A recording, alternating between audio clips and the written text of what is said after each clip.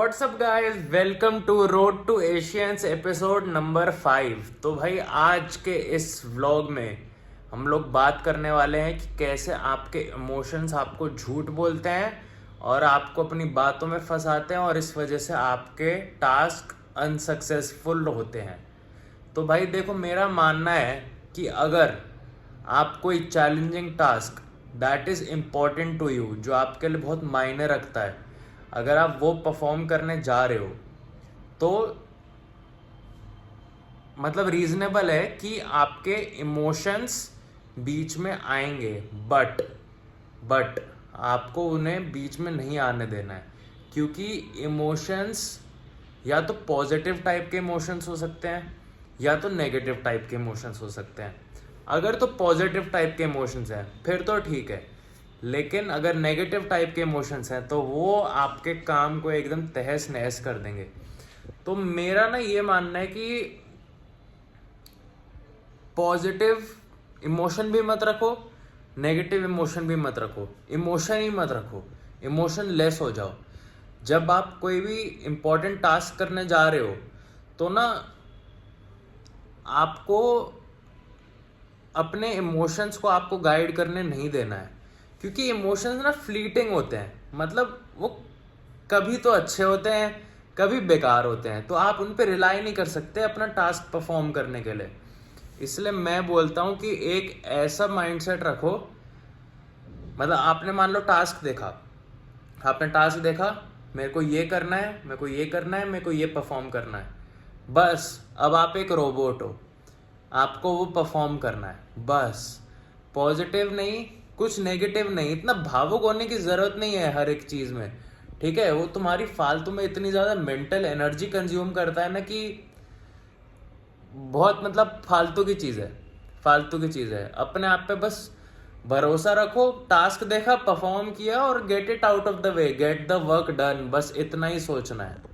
तो कल मेरा है प्राइमरी डिप सेशन, जिसमें हम लोग लेने वाले हैं वीक 1 में 92.5 kg पे 4 wraps dips.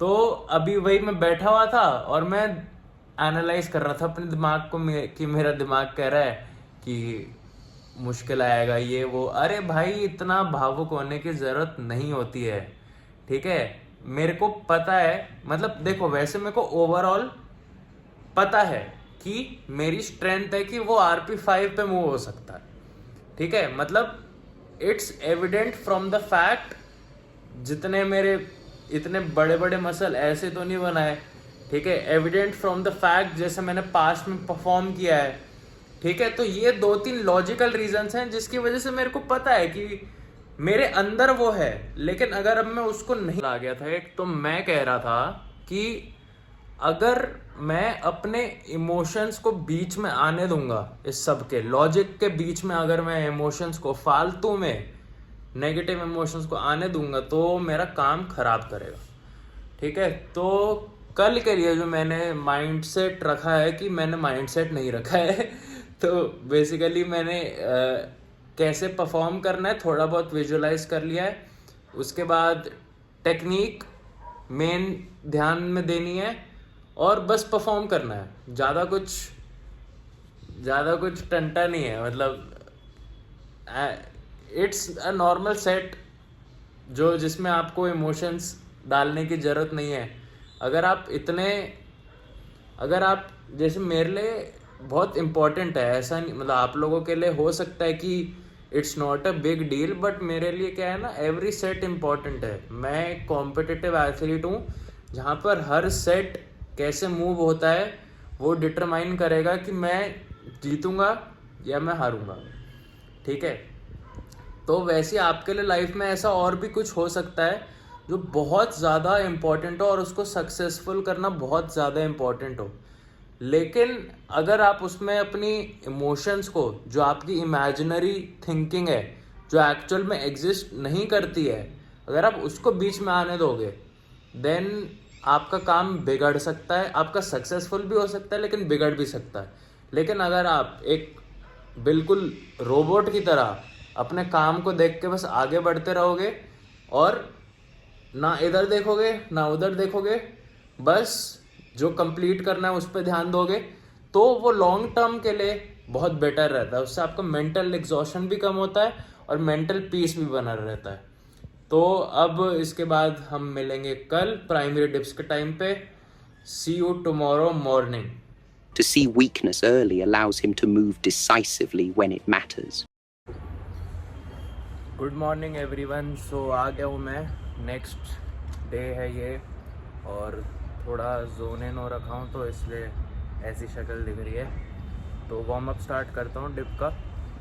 20 body weight 25 kg पे 5 रेप्स, 50 पे 4, 70 या 72.5 पे 2 रेप।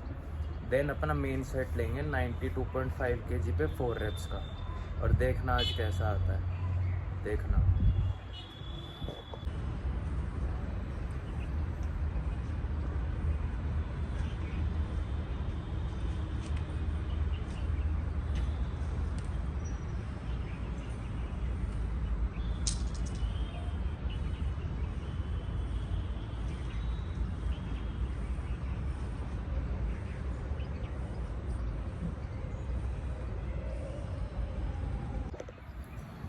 मैंने बहुत सुना है काफ़ी एथलीट्स से कि they want to become a champion, but वो एक्चुअली ना रियलाइज़ नहीं करते कि वो कितनी बड़ी चीज़ मांग रहे हैं।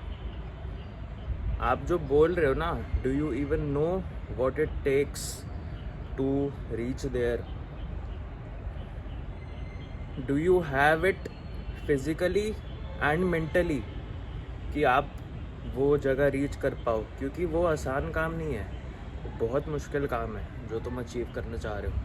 But if you have it in you, then अपने दिमाग को साइड में रखो and just focus on executing. ठीक है? लाइफ में कोई भी टास्क, चैलेंजिंग टास्क अगर आपको करना है तो know what it takes and work towards it. ठीक है? अगर आपके अंदर वो बात है तो आप वो रीच ज़रूर करोगे। मे बी जल्दी नहीं, लेट, थोड़ा टाइम लगेगा, लेकिन इवेंचुअली वो होगा इफ़ यू कीप गोइंग। तो आज के सारे वार्म अप्स मैं ये सोच के कर रहा हूँ कि मैं अपना मेन सेट ही मार रहा हूँ। तो मेरे दिमाग में वही फॉर्म चल रहा है जो मैं एग्जीक्यूट करना चाहता हूँ अपने मेन सेट में। बहुत कॉन्शियस होके एक एक रेप अवेयर होके कर रहा हूँ मैं, ताकि मेन सेट सही जाए। चलो अब वार्म अप शुरू करते हैं वेट्स के साथ।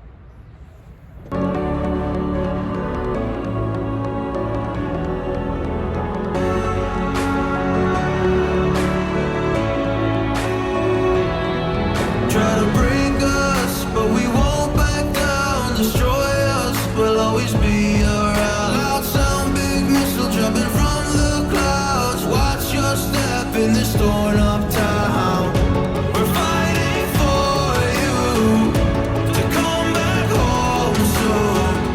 The family's missing you, lost now, but we see you.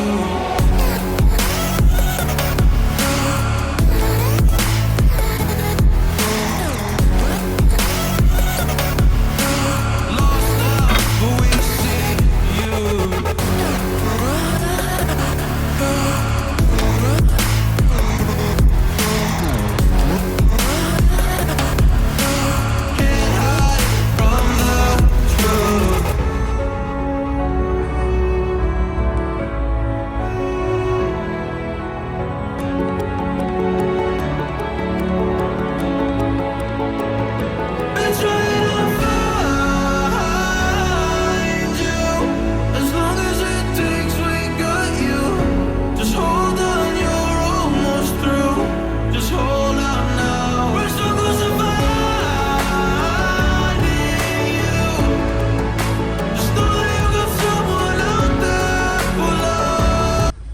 क्या बोला था?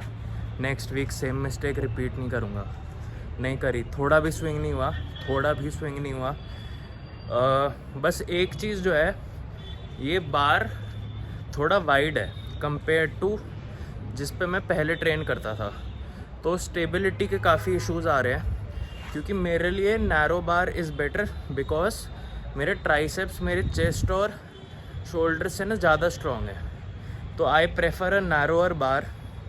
और मेरा ना ये लेफ़्ट एल्बो में थोड़ा सा दर्द रहता है, तो उस वजह से जब मैं अपना टॉप सेट ले रहा था तो वो लेफ़्ट वाला एल्बो ढंग से पावर नहीं लगा रहा था, तो मेरे को अब फोकस करना पड़ेगा कि लेफ़्ट को थोड़ा और अच्छे से एंगेज रखना है। तो बैक ऑफ्स में मेरे को बहुत स्ट्रॉन्ग फील हुआ जस्ट बिकॉज मैंने ये लेफ़्ट एल्बो से भी टेंशन जनरेट करने का सोचा। बैक ऑफ्स बहुत स्ट्रॉन्ग फील हुए। जो टॉप सेट था आई थिंक वो RP 6.5 समथिंग होगा, और नेक्स्ट वीक मैं शायद यहाँ से चला जाऊँगा, मतलब मैं सेटअप चेंज कर लूँगा, जहाँ पर प्रॉबेबली नैरोअर बार होंगे तो मैं वहाँ पर अब करूँगा नेक्स्ट वीक से अपना वीक 2 जो है। तो नेक्स्ट वीक का जो सेट होगा वो इससे अच्छा आना चाहिए, मतलब क्योंकि मैं अपने प्रेफरेबल विड्थ पे होऊंगा। तो नेक्स्ट वीक हम लेंगे 100 kg पे 4 reps, बिल्कुल सेम फॉर्म, एकदम कड़क, नो स्विंग, लेफ़्ट एल्बो को एंगेज करते हुए और अपने प्रेफरेबल बार पे। तो आई एम होपिंग, नमस्ते अंकल, तो आई एम होपिंग कि वो भी RP 7 पे आ जाएगा, उससे ऊपर नहीं होना चाहिए, क्योंकि वो नैरो बार मेरा स्ट्रॉन्ग पॉइंट है। और थोड़ा बहुत मैं एक्सेसरीज़ में भी चेंजेस करूँगा इस हफ्ते, तो नेक्स्ट वीक थोड़ा और स्ट्रॉन्ग फील होना चाहिए मेरे को। लेट्स सी बट ठीक है, मतलब नॉट उतना satisfied with my set, but perfection achieve नहीं हो पाता है। आप कोशिश कितनी भी कर लो उतना अचीव नहीं हो पाता है, लेकिन बेटर होते रहना वो आपके हाथ में। This mindset shit really works bro. आपने देख ही लिया कितना ज़्यादा फ़र्क था लास्ट वीक और इस वीक के सेट में, स्विंग वगैरह और फॉर्म को लेके बहुत फ़र्क था। प्रैक्टिस सेशंस में मैंने काफ़ी, मतलब देखो वैसे मेरे को टेक्निक का आइडिया है, लेकिन इस वाले बार पे क्योंकि ये मेरे लिए नया ना, मेरे को थोड़ी टेक्निक चेंज करनी पड़ गई। तो वो फिर न्यू टेक्निक मैंने सब लिख ली, जो लाइट सेशंस में जो मैं हर सेट में सीख रहा था कुछ ना कुछ नया, वो सब मैं लिखता गया। उसके बाद उसको सबकॉन्शियस में बैठा लिया मैंने। परफॉर्म मतलब पहले ही 1-2 दिन पहले ही सोचता रहा कि ये क्यूज़ है, ये क्यूज़ है। फिर जब मैं ये वाले सेट करने आया ना, तो वार्म अप तक ध्यान दिया मैंने बहुत ज़्यादा। उसके बाद इतना सबकॉन्शियस में फिट हो जाता है कि वो ऑटोमेटिकली वही होने लग जाता है। तो ये होता है प्री इवेंट वर्क, जो एक्स्ट्रा एफर्ट है, लेकिन यही आगे लेकर जाता है। विनर और लूज़र के बीच में यही एक अवेयरनेस कह लो, कॉन्शियसनेस कह लो, यही एक फ़र्क होता है। तो I am done with dips. अब मैं शाम को जो एक्सेसरीज़ करूँगा, थोड़ी न्यू एक्सेसरीज़ हैं।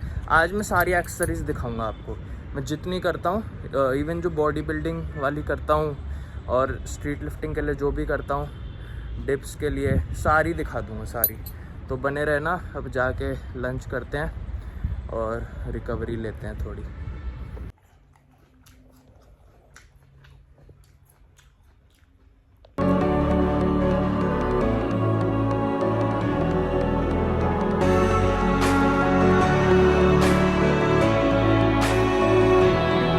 Try to break us, but we won't back down. Destroy us, we'll always be around. Loud sound, big missile jumping from the clouds. Watch your step in this torn up town.